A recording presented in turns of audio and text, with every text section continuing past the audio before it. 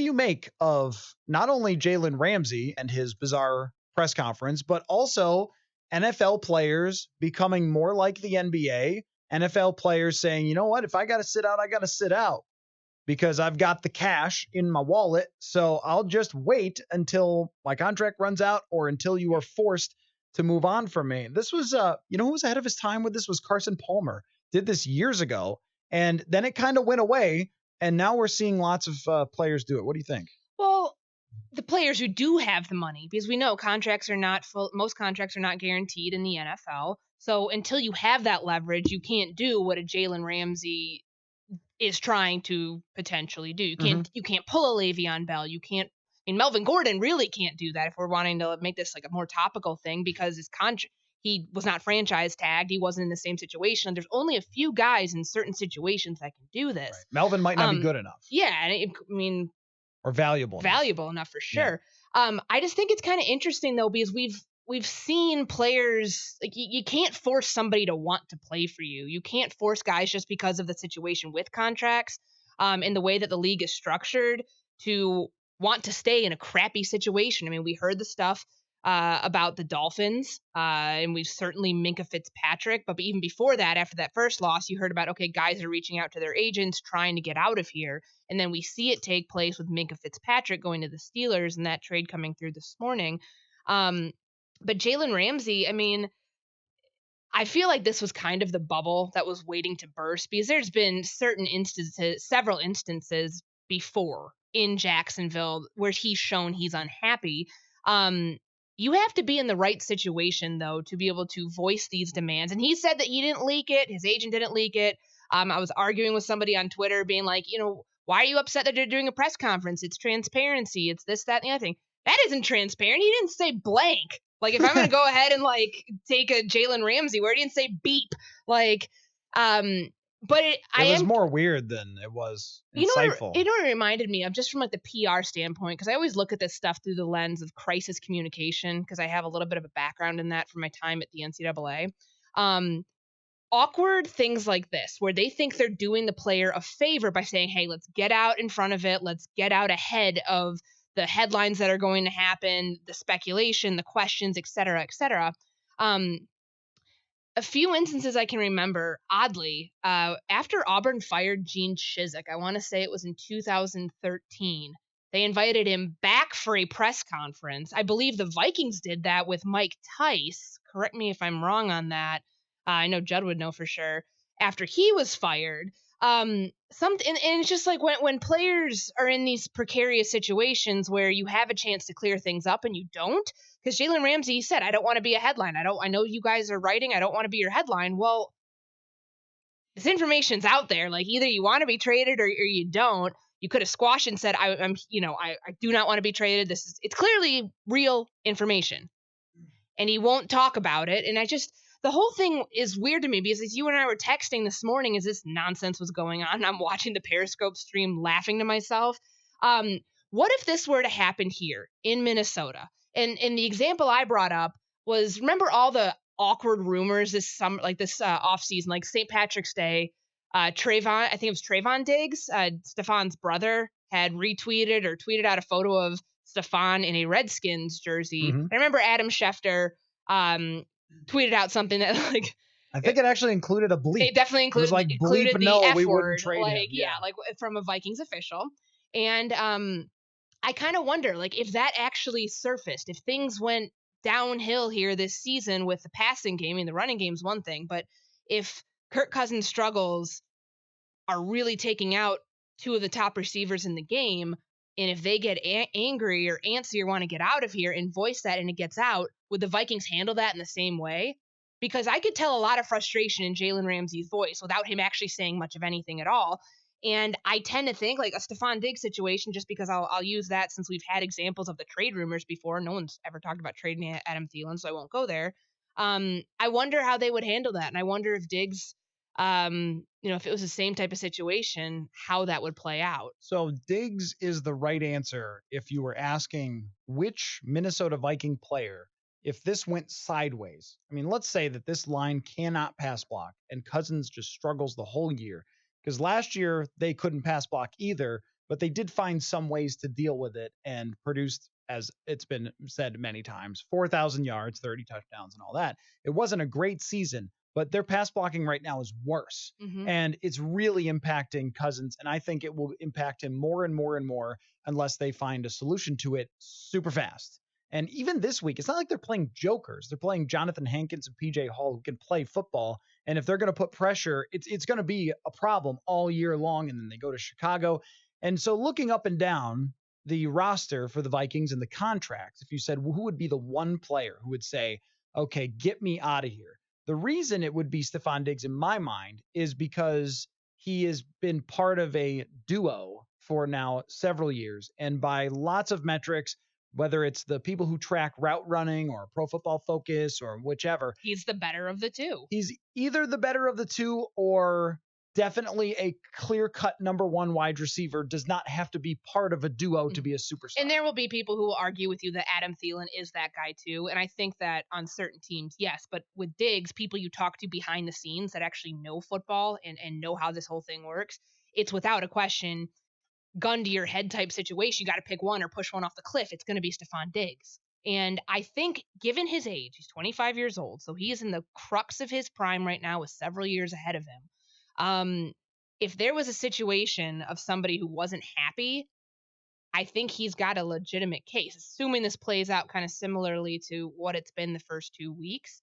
There are a lot of teams who need a number one receiver, and he's part of a duo right now that isn't even being used effectively. And that's got to cause frustration among both of them. Right. I mean, when you're talking about Delvin Cook now being the centerpiece. Yeah. And this is what we do see in the NBA. And again, I don't blame anybody for feeling this way, but with someone like Kyrie Irving, he was constantly in the shadow of LeBron James. So now if you're Stephon Diggs and you believe that you are every bit as good as top 5 wide receivers and you don't get quite the targets that you think you should be getting, and then they're taken away even more because your head coach says, no, we got to run. We actually have to run more. In fact, let's run all the time because my quarterback might underthrow Stephon Diggs in the back of the end zone and turn into an interception. So the head coach is terrified to pass the ball. The offensive line can't block, and the 2 elite wide receivers are being underutilized. But Adam Thielen is just not leaving Minnesota. Right? No. I mean, he is a Minnesota guy. He's from here. He's got the house. He's got the whole thing. He's got the charity set up and everything else. It would be beyond stunning if Adam Thielen ever wanted to go. But if there was a player that wanted to leave because it was going sideways and he didn't like the direction and he didn't like the way the quarterback was playing either, that would be Diggs. And the frustration in his voice after Sunday was something that I don't think I've ever seen from him. I mean, he could barely talk. His voice was shaky. Yeah. And I remember listening back to it. It was incredibly hard to discern, which, again, I can bring it up here. I remember there was a quote from him. He was asked about the interception and nobody ended up using it. And we'll give you some context on this too. Let me find it.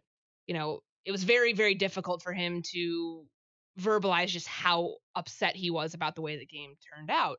And with the interception, it was just asked, like, what did you think? What happened on the interception? What did you think of it? He said, that's terrible. So just to be clear, we have no clue whether he's talking about like the interception, the pick, what happened, what he was responsible for, the play calling, whether it was Kirk.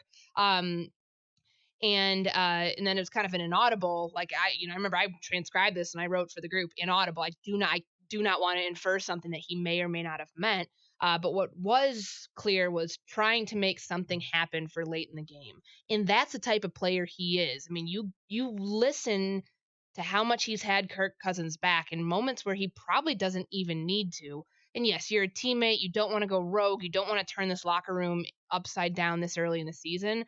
But when he's talking about that pass where Kirk threw to him in quadruple, like 4 guys around him, that's on me. I had an early one, the slant. I should have caught that 100%. I take full responsibility for my actions always. And that's just Kirk having faith in me. You just have to find a way to make a play for him and find a way to always have his back because bleep ain't going to come out perfect all the time. I think patience will wear thin eventually. I mean, he's been a very good teammate. He is constantly, you think about him and Adam Thielen arguing about route running in Kirk's route running clinic in the Chicago game. Who's on there in the sideline going, that's on me. Yeah. Throw the ball to me. Give me a chance. Yeah. Diggs is doing that, and I think it's honestly wearing very thin on him. We I saw this in wonder, camp too. yes, I wonder how much longer or what it's going to take for that to bubble over to where you have a situation where it needs to be addressed some way. And I'm not speculating saying that there are trade rumors or anything like that, but the Jalen Ramsey thing kind of brings it into the forefront, thinking, okay, you're not happy in a situation.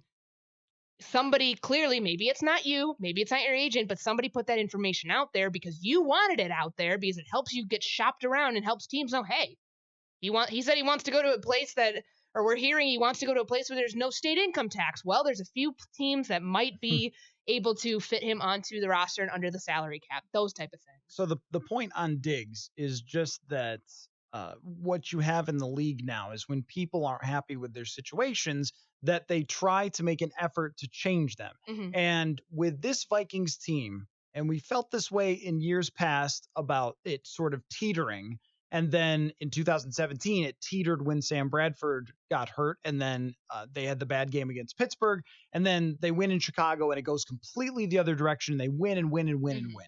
And that could very well happen this year, that they have this sort of come together moment after Green Bay. They kill Oakland. They go get a big win in Chicago. And if they were to get a big win in Chicago in week 4, you could see that springboarding this team to win the NFC North, get the 11 wins that you threw out there, come together, love each other like we saw in 2017, have a great locker room. That's definitely an outcome that could happen to this Minnesota Vikings team. The other one is this turns into Jacksonville last year, where they made the AFC Championship game. They blew it. Doug Marrone mismanaged the end of that game, and Tom Brady came back on them and won. And then they all came back, and everyone said, no, it'll be fine. We'll just run Blake Bortles out there again, and it'll be all right. We'll be totally fine. We have a great defense. And they completely fell apart. And now you have players in Jacksonville, namely Jalen Ramsey, saying, okay, get me out of here, because this thing is going sideways.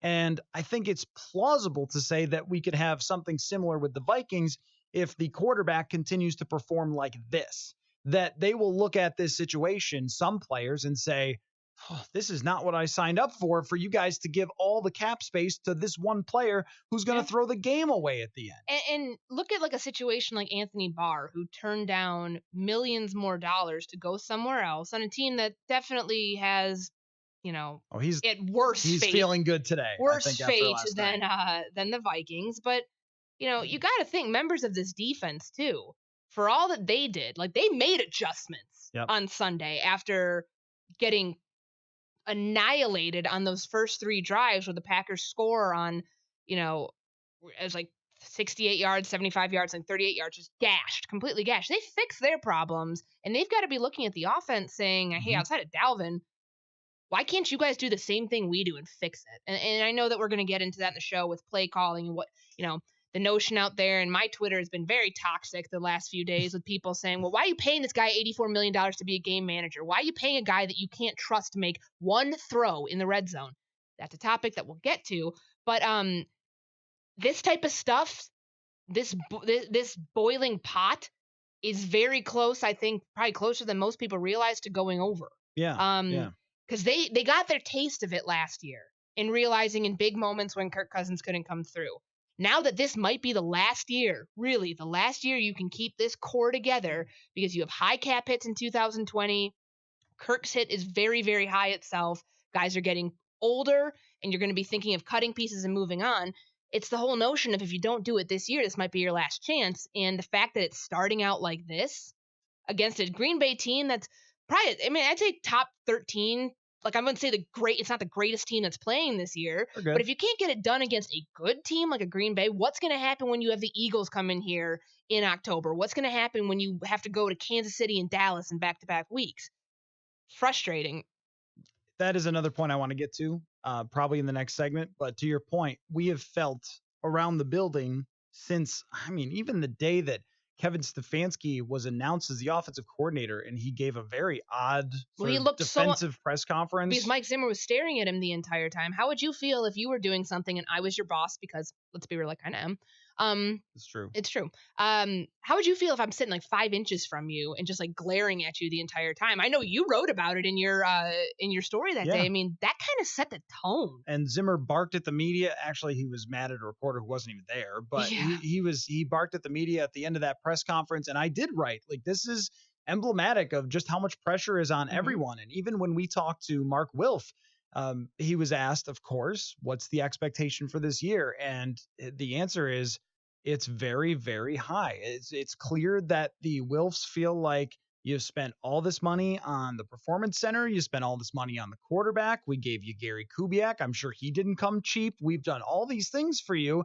And if it comes short, then there are going to be ramifications. But I think that we've mostly focused on the ramifications for the coach and the general manager and haven't so much thought about players who could do similar things to what we see around the NFL now. And we picked Diggs because his situation kind of makes sense. I mean, I can't think of anybody. Heard anything. No, and to be clear about that, it's the only one on offense that makes sense. Yeah. I think defensively, I don't know anybody who would really have a ground to stand on. Unless it was Anthony Barr because he came back. Yeah, and clearly he's going to stay wants here. To be here. He's right. a lifer. Yeah. So, I mean, and Danielle Hunter's just not that way. Like he's not a guy who he just chokes on chicken bones when you interview him. That was not my fault. Maybe don't talk to he had a great game though. So I can't. Great game and a great quote and a good story. I was talking to him the other day and he nearly choked to death. And I can't give a Heimlich maneuver on a man that large. No. Like I don't even. How hard would you have to press on his chest to get through all the muscle? To like even when you give Heimlich maneuver, if you're really doing it correctly, that and CPR, you're supposed to break their ribs. Can you imagine being the one who broke Danielle Hunter's ribs? I think I'd lose my credential. Man, we went off the rails here. Yeah, you may have saved his life, but you broke his ribs. He's out this week, so you're done covering this.